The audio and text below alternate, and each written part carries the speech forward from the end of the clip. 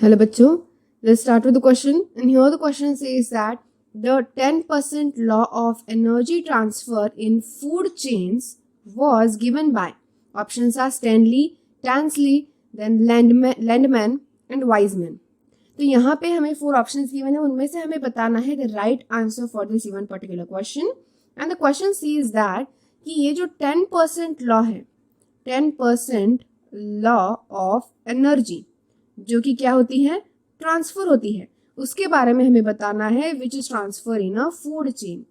तो बेसिकली किसी भी पर्टिकुलर फूड चेन में हर एक ट्रॉपिक लेवल में 10% एनर्जी जो होती है वो पास ऑन होती है. ओके तो किस तरीके से 10% एनर्जी पास ऑन होती है? So when we talk about a food chain, सबसे पहले क्या आएंगे? Grasses, right? So here we will write when we take for an example, so suppose there is a grass. तो ये ग्रास अपनी क्या करता है, ग्रास जो होती है, समझो उसने अपना खुद का फोटोसिंथेसिस परफॉर्म किया और उसकी खुद की एनर्जी जो बॉडी में है उसके वो 100% है सपोज. ठीक है, सो इस ग्रास पे फीड कौन करता है? सपोज इस ग्रास पे फीड कर रहा है डियर. Okay, dear. तो इस डियर में कितनी एनर्जी पास ऑन होगी? 10% पास ऑन होगी, क्योंकि 100 का 10% कितना होता है? 100 का 10% 10% होता है. अब 10% का 10% कितना होगा? तो 10 का 10% होगा 1%, जो कि लायन में पास ऑन होगा, क्योंकि लायन फीड करता है डियर पे, तो लायन के पास आएगी 1% एनर्जी. तो इस तरीके से 10% जो होती है एनर्जी जो होती है वो फर्दर फूड चेन के फर्दर ट्रॉपिक लेवल्स में पास ऑन होती है. यानी एक ट्रॉपिक लेवल से ग्रास जो है वो पहला वाला ट्रॉपिक लेवल, और फिर दूसरा वाला ट्रॉपिक लेवल डियर है. तो इस वाले ट्रॉपिक लेवल से इस वाले ट्रॉपिक लेवल तक एनर्जी कितनी पास ऑन हुई? 10%. फिर दूसरा डियर से तीसरे लायन में कितनी पास ऑन हुई? 10% एनर्जी. तो इस तरीके से ये एनर्जी का लॉ होता है कि 10% ऑफ एनर्जी जो होती है वो क्या होती है? फर्दर पास ऑन होती है. So when we talk about further, यहाँ पे गिवन ऑप्शन में से कौन सा ऐसा पर्सन है जिसने डिस्कवर किया? So that person name was Raymond Landman. So here we will write उस पर्सन का नेम क्या था? So name of that person is Raymond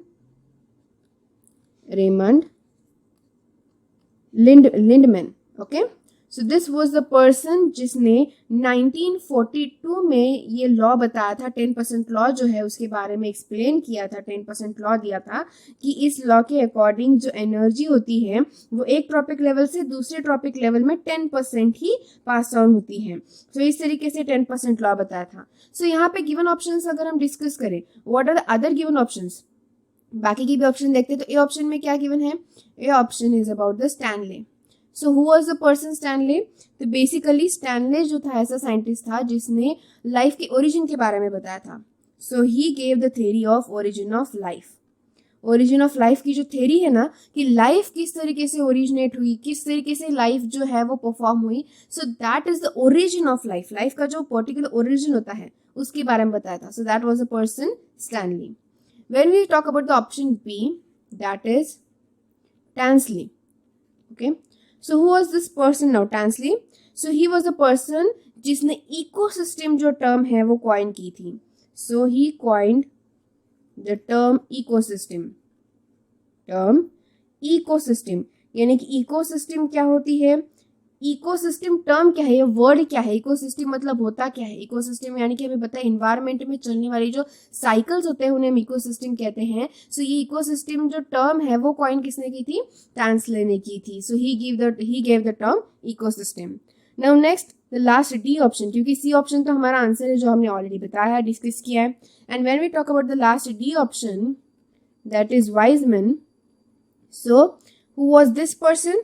so he was the person जिसने बताया था किसके बारे में?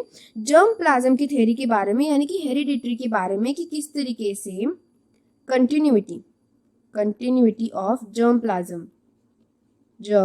प्लाज्म मतलब कैसे कि किस तरीके से जो हेरिडिटरी इंफॉर्मेशन होती है वो पास ऑन होती है. तो बेसिकली हेरिटेबल जो इंफॉर्मेशन होती है वो सिर्फ और सिर्फ जर्म सेल्स के थ्रू ही पास ऑन होती है, ये उसने बताया था. मतलब जो जर्म सेल्स होंगे वो जर्म सेल्स ही सिर्फ क्या करेंगे, जो हेरिटेबल इंफॉर्मेशन होती है वो पास ऑन करते हैं.